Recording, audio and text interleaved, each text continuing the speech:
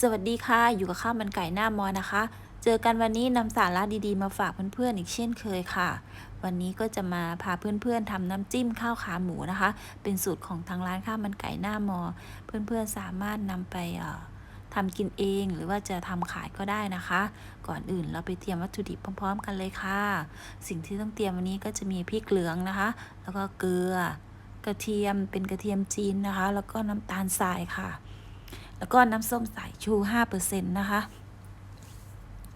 พอเราเตรียมวัตถุดิบต่างๆไว้พร้อมแล้วนะคะจากนั้นเราก็จะนำพริกไปล้างน้ำนะคะล้างสัก2น้ำนะคะเพื่อให้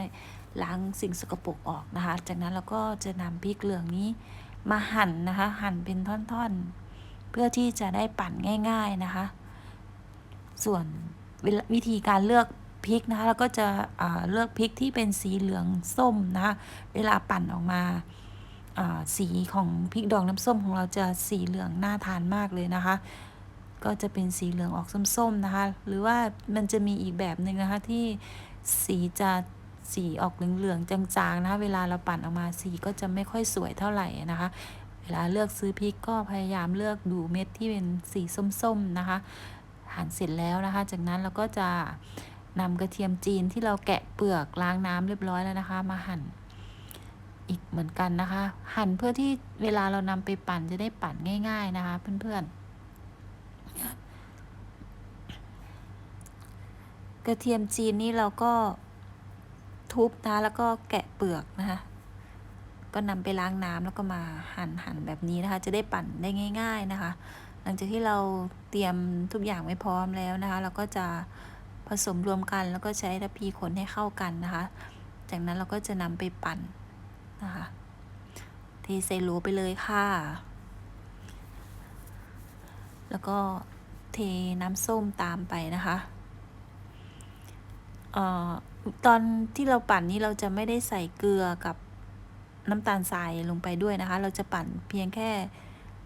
พริกกระเทียมแล้วก็น้ำส้มเพียงแค่3อย่างแค่นั้นนะคะแล้วก็จะปั่นรวมกันแบบนี้นะคะปั่นจนละเอียดนะคะ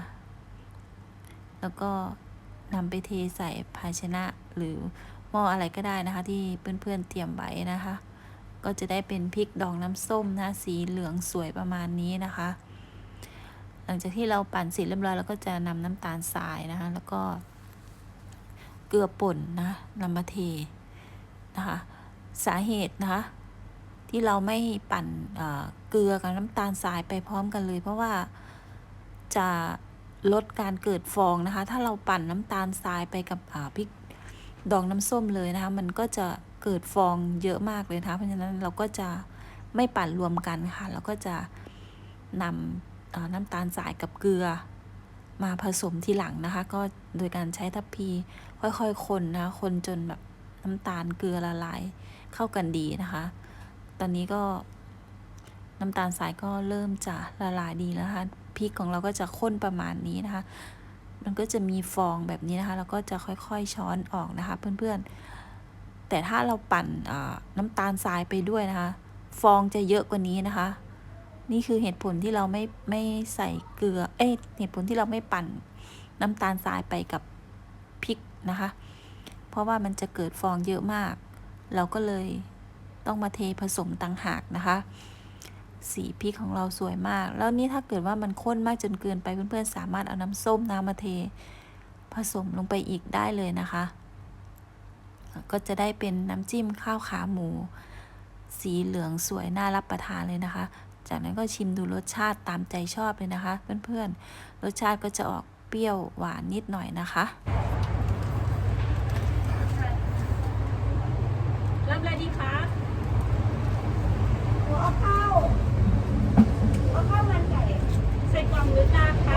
เอาข้าวมันไก่พิเศษนะคะ ใส่กล่องหรือจานคะมาค่ะ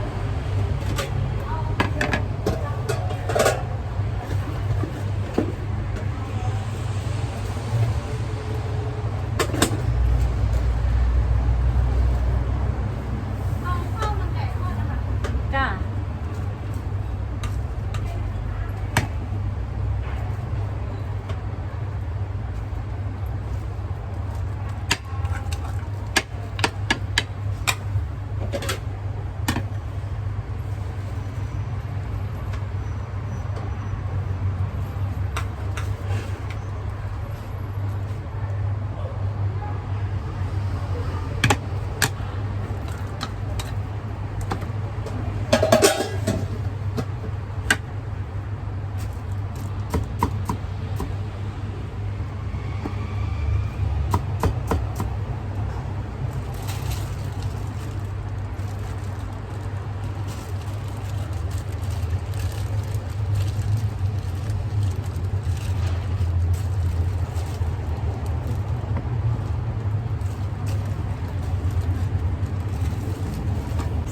รือจานคะค่ะ เอา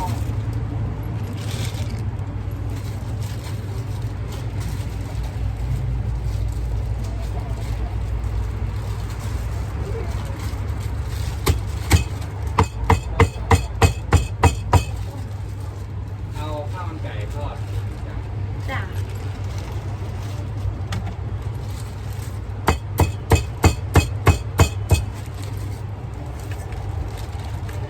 เอาขาหมู ค่ะ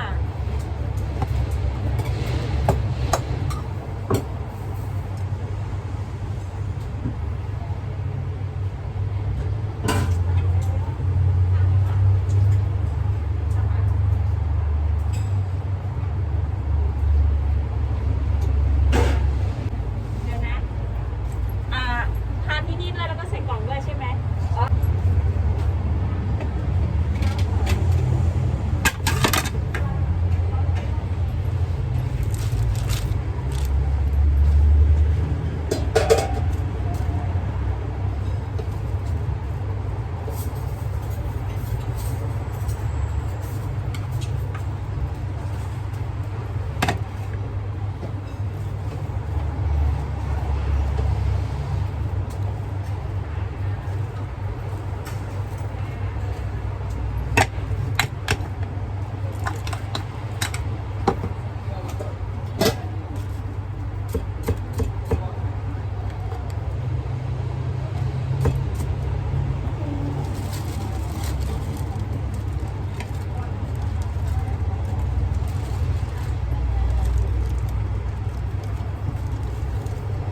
น้ำซุปหน่อย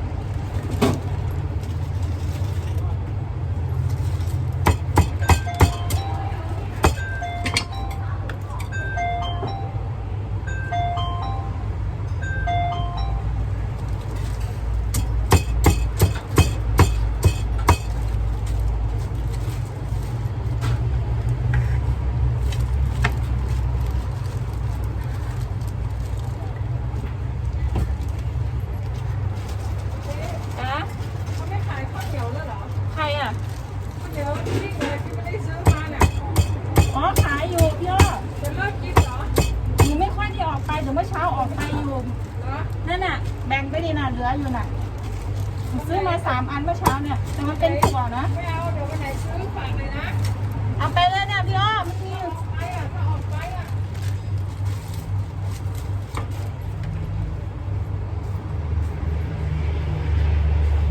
พี่ไม่เอาน้ำซุปเหรอคะไม่เอาน้ำซุปนะลองข้าวมันไก่ได้แล้วค่ะ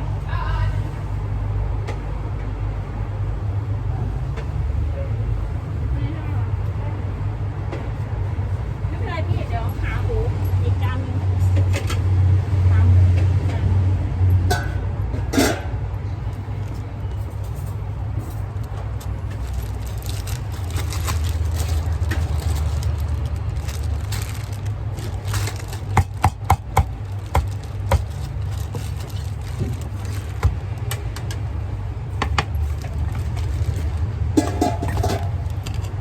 แล้วคือเป็นหน้า ก็เดี๋ยวต่อจากอันนี้พี่จิ้มดูดิว่าคืออะไร ข้าวมันไก่ต้มธรรมดาข้าวมันทอดธรรมดา